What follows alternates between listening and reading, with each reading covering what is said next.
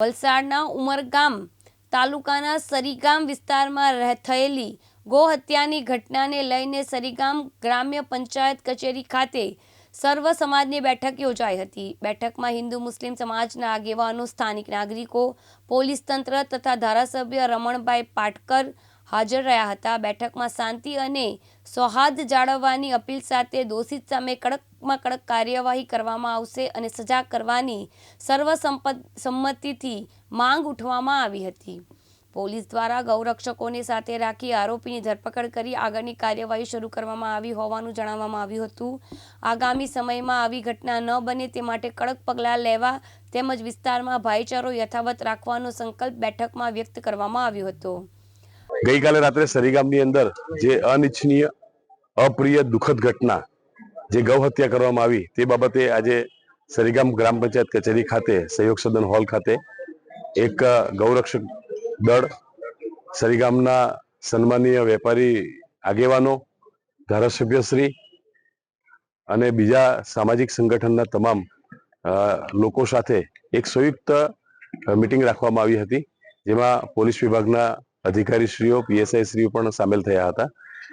જે ગઈકાલે ઘટના થઈ એ બાબતે આકરામાં આકરા પગલાં લેવામાં આવે, સખ્ત પગલામાં લેવામાં આવે અને દોષિતો સામે માત્ર 10 વર્ષની સજાની વાત નહીં પણ દોષિતોને ફાંસીની સજા કરવામાં આવે એ દિશાની અંદર ચર્ચા કરવામાં આવી અને ધારાસભ્યશ્રી સમક્ષ અમે એ માંગણી કરી છે કે વિધાનસભામાં કાયદો લાવો અને ગૌ હત્યા કરનારા લોકોને ફાંસીની સજા થવી જોઈએ એ દિશામાં આગળ વધવા જોઈએ અને સાથે સાથે પશુપાલકો પણ ધ્યાન આપે અને પોતાના પશુઓને ખુલ્લા છોડે નહીં અને ગૌ હત્યા કરનારા લોકો જે છે એમને આકરી સજા કરવામાં આવે એ બાબતે આખી ચર્ચા કરવામાં આવી અને સમગ્ર વેપારી એસોસિએશન સરીગામના સન્માનીય ગ્રામજનો, દરેક કોમના, દરેક ધર્મના, દરેક જાતિના લોકોએ આ બાબતે ટેકો જાહેર કર્યો છે અને જે કંઈ ગૌરક્ષક દળના લોકોને સાથ સહકાર જોઈશે એ સાથ સહકાર આપવા માટે અમે સૌ કટિબદ્ધ છીએ। ગઈકાલે જે ઘટના બની છે એ બાબતે મુસ્લિમ સમાજ પણ શર્મિંદા છે અને આવા લોકોને મુસ્લિમ સમાજ ક્યારે પણ સમર્થન આપ્યું નથી અને આપશે પણ નહીં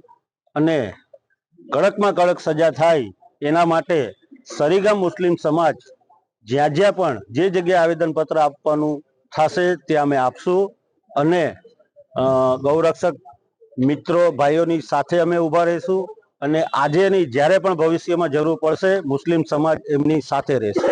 તમે આ ઘટના બીજી વાર ન બને માટે આપણે કયા પ્રયાસો કરીશું? આ ઘટના ન બને એના માટે મારી રાકેશભાઈ અને ગ્રામ પંચાયત સરીગામ અને રમણભાઈને ખાસ વિનંતી છે કે જે ગેરકાયદેસર જે બધા આ ચિકનની હાટડીઓ જે ખોલીને બેઠા છે એને વહેલી તકે બંધ કરે અને જે લીગલી છે એને જ રાખો, બાકીનાને હું એમ કહું 24 કલાકમાં એને ઉઠાવે અને એને ડિમોલિશનમાં કરાવી। જે આજે જે ગૌ માતાનું કત્લ કરવામાં આવ્યું છે એ કૃત્ય વખોડવા જેવું છે।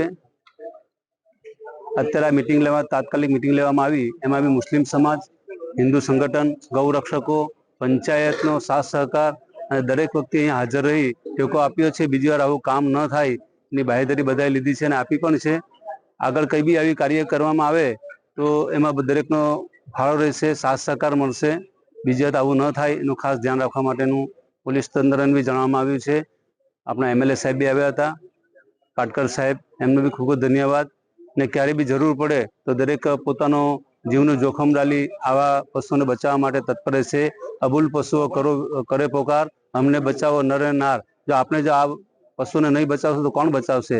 દરેકને આહવાન કરવામાં આવે છે કે આવા સમયે તાત્કાલિક હાજર થઈ સાથ સહકાર આપવા માટે નમ્ર વિનંતી। એમાં જે ગઈકાલે સાંજે 12:30 લગભગ એક બનાવ બનેલો આવેલો હતો કે ગાય માતાને કોઈ કાપતા છે, તો અમને જેવી જાણ થઈ એવી અમે પોલીસને બી જાણ કરી। પોલીસ સાથે અમે ત્યાં પહોંચી ગયા જગ્યા પર। એક ઇસમ ભાગી ગયો છે ને એક અમે પકડી લીધો છે ને એને પોલીસ સ્ટેશન લઈ ગયા છે। પછી એમાં એ લોકો જે છે આપણા ગૌ સેવાવાળા ને જે વેપારી એસોસિએશન છે, અમે અહીંયા વાત કરી તો એ લોકોએ બી કીધું કે અમે તમારા સાથે છે। રમણ પાટકર સાહેબ બી આવેલા, આપણે રમણભાઈ એમએલએ સાહેબ ને જેટલા બી આપણા પંચાયતના સરપંચ સાહેબ છે, રાકેશભાઈ છે, દીપકભાઈ છે, અરુણભાઈ છે ને વેપારી એસોસિએશન કમલેશભાઈ, એ લોકો બી અમારી સાથે છે કે તમે ગમે ત્યારે તમારે જ્યાં જરૂર પડે અમે તૈયાર છે। અમારું એક જ કહેવાનું છે કે એ લોકો પકડાય જડથી જડ, જેટલી આખી લીમ પકડાવા જોઈએ, વારે ઘડીએ નહીં થાય એને બુલડોઝર ચાલવા જોઈએ ને જે બી એ લોકોનું કાર્યવાહી છે ને વરઘોડો નીકળવા જોઈએ, મેન વરઘોડો નીકળવા જોઈએ, તો બીજા નહીં કરશે. વિજય રાઠોડ, દિવ્યાંગ ન્યૂઝ, ઉમરગામ, વલસાડ.